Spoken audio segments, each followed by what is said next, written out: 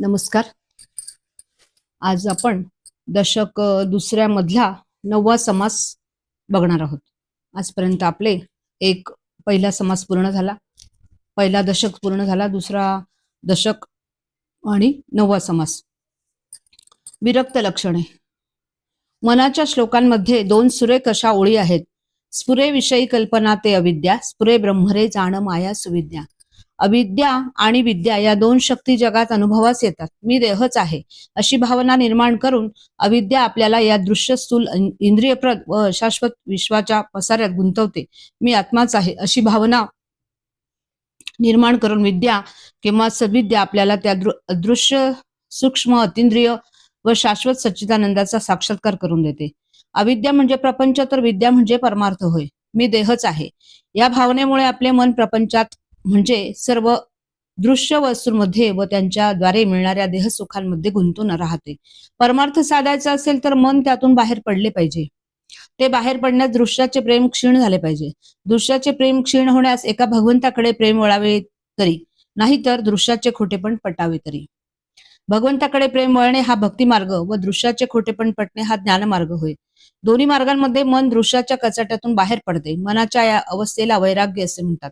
वैराग्य संपन्न झाल्या वाचून परमार्थ साधत नाही असा अटळ नियम आहे. देहबुद्धीच्या माणसाने प्रथम नीतिमान बनणे आवश्यक आहे.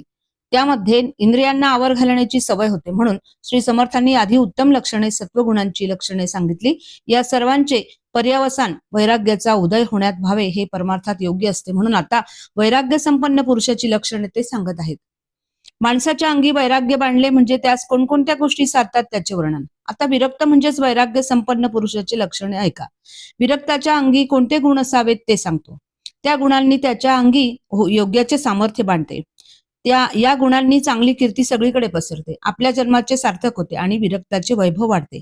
या गुणांनी परमार्थ साधतो, स्वानंद उच्चंबळून येतो आणि आत्मानात्म विवेका सकट वैराग्याला दुप्पट तेज येते. या गुणांनी आत्मसुख भरून वाहू लागते. सद्विद्या वश होते आणि म्हणजे स्वस्वरूपाचा अनुभव येतो आणि मोक्षासह सर्व भाग्य व ऐश्वर जीवनात विलसू लागते. या गुणांनी मनातील सर्व अपेक्षा पूर्ण होतात, साऱ्या इच्छा पुरतात आणि अत्यंत गोड बोलण्यासाठी प्रत्यक्ष सरस्वती मुखात येऊन राहते. विरक्ताची ही लक्षणं ऐकावीत, मनात ती घट्ट धरून ठेवावीत, म्हणजे मग माणूस जगामध्ये प्रख्यात होतो. श्री समर्थांचा विरक्त स्वतः मोठा ब्रह्मज्ञानी, अत्यंत निष्काम, विलक्षण, शांत आणि चतुर लोकसंग्रह करता पुरुष आहे. मोठ्या धीरपणे तो आपले नेतेपण सांभाळतो. तो लोकांना अध्यात्म शिकवतो. त्यांच्या अंतर्यामी खरा विवेक निर्माण होतो. समाजातील उच्च, नीच, उत्तम, हीन वगैरे सर्व कक्षेतील माणसांना जवळ करून तो त्यांना सन्मार्गाकडे वळवतो. तो सर्वांचे समाधान करतो. विरक्ताने नेहमी विवेक जागृत ठेवावा. त्याने लोकांमध्ये अध्यात्म वाढवावे आणि इंद्रिय आवरून ताब्यात ठेवण्याविषयी त्याने मोठे धैर्य दाखवावे. त्याने आपले साधन चांगले सांभाळावे. त्याने लोक भजनास लावावे म्हणजे भगवंताच्या मार्गास लावावे. पण त्याने विशेषतः ब्रह्मज्ञान प्रकट करावे म्हणजे ब्रह्मज्ञान कसे असते हे स्वानुभवाने व शब्दाने लोकांना प्रत्यक्ष दाखवावे. त्याने लोकांमध्ये भक्तिमार्ग वाढवावा. शांती कशी असते हे त्याने शांती ठेवून दाखवावे आणि आपली विरक्ती त्याने मोठ्या प्रयत्नाने सांभाळावी. त्याने सत्कर्मांना महत्व देऊन त्यांची स्थापना करावी. त्याने विरक्तीचा, वैराग्याचा, अनासक्तीचा प्रसार करावा आणि स्वतः निवसीनता, निष्कामता आपल्या जीवाशी घट्ट धरून ठेवावी. त्याने धर्माचे महत्व वाढवावे. त्याने त्याचे पुनरुज्जीवन करावे. त्याने अत्यंत नीतिमान असावे आणि अगदी मनापासून आपली क्षमाशील वृत्ती जपावी.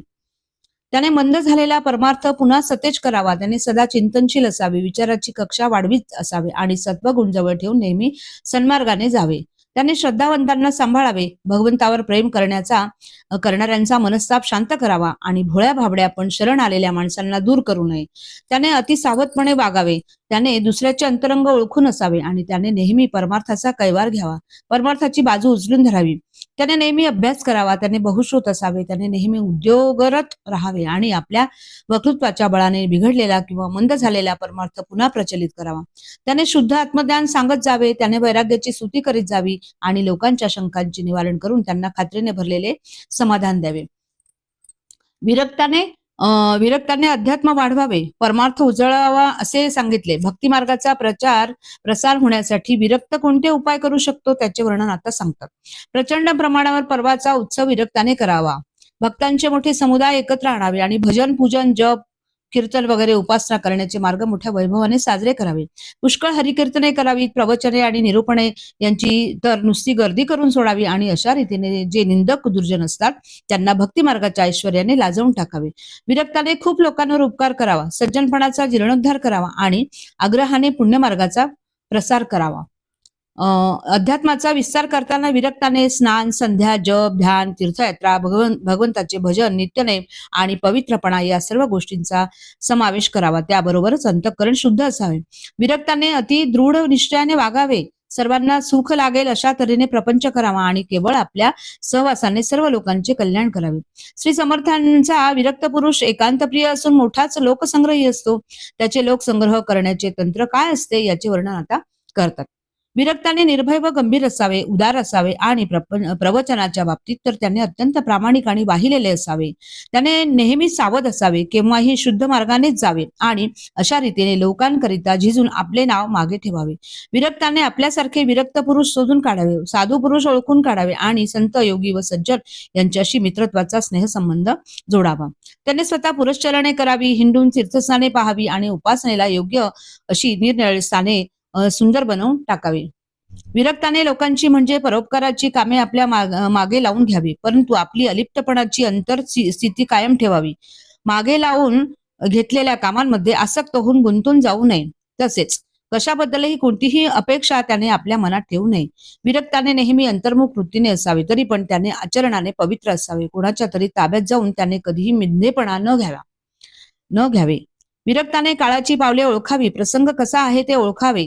विरक्त सर्व बाजूने हुशार असावा. विरक्ताने एकांगी असू नये. त्याने ज्ञानाच्या सर्व अंगाचा अभ्यास करावा. जे जसे असेल तसे ते त्याने बरोबर समजून घ्यावे. विरक्त खऱ्या अर्थाने बहुश्रुत असावा. त्याला त्याच्या ज्ञानाला खोली पाहिजे हे तर खरेच, पण त्याबरोबर त्यास लांबी व रुंदी देखील हवी असा श्री समर्थांचा दृष्टिकोन आहे. भगवंताच्या सगुण चरित्राचे वर्णन, वेदांत सिद्धांताचे विवेचन, सगुण रूपाचे भजन पूजन, परमात्म स्वरूपाचे ज्ञान, शरीर रचनेचे ज्ञान आणि तत्वज्ञान या सर्व अध्यात्म अंगाचे ज्ञान विरक्ताला असावे. तसेच कर्ममार्ग म्हणजे काय, उपासना मार्ग कोणता, ज्ञानमार्ग कसा असतो, सिद्धांत मार्ग कशाला म्हणतात, प्रवृत्ती मार्ग व निवृत्ती मार्ग यांची लक्षणे कोणती, या सगळ्या परमार्थ साधनांचे ज्ञान विरक्ताला असावे.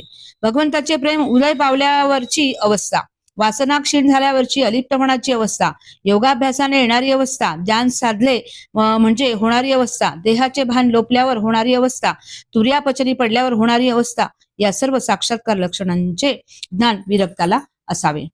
नाना प्रकारचे नाद, नाना प्रकारचे प्रकाश व दर्शने, नाना प्रकारच्या योग मुद्रा व योगासने, अनेक प्रकारचे मंत्र, अनेक प्रकारची यंत्रे, अनेक प्रकारचे विधी आणि विधाने, तसेच लोकांमध्ये प्रचलित असलेल्या अनेक मतांचे मर्म, या सर्व पारमार्थिक गोष्टी विरक्ताने समजून घेऊन मग सोडून द्याव्या. हे सांगून झाल्यावर सर्वसाधारणपणे आपल्या वागण्यात विरक्ताने कोणते धोरण सांभाळावे ते सांगतात. विरक्ताने जगमित्र असावे, त्याने संपूर्णपणे स्वतंत्र असावे, तो विचित्र व विलक्षण दिसेल इतके नाना तऱ्हेचे गुण त्याच्या अंगी असावे. विरक्ताने अगदी खरोखर वैराग्य संपन्न असावे. तो भगवंताचा भक्त असावा. कशातही आसक्ती न ठेवता त्याने सदैव मोकळे बंधनरहित असावे. विरक्ताने शास्त्रांचा सूक्ष्म अभ्यास करावा. परमार्थाला घातक असणारी, विरोध करणारी मते खोडून काढावी आणि भगवंताच्या प्राप्तीची इच्छा असणाऱ्या लोकांना शुद्ध साधन मार्गाला लावावे. विरक्ताने आपल्या निरूपणामध्ये अगदी शुद्ध परमार्थ सांगावा. शंका घेणाऱ्यांच्या शंकांचे त्याने निरसन करावे. जगामधील सर्व लोकांवर त्याने आपलेपणाने प्रेम करावे. विरक्ताने आपल्या निंदकांना वंदन करावे.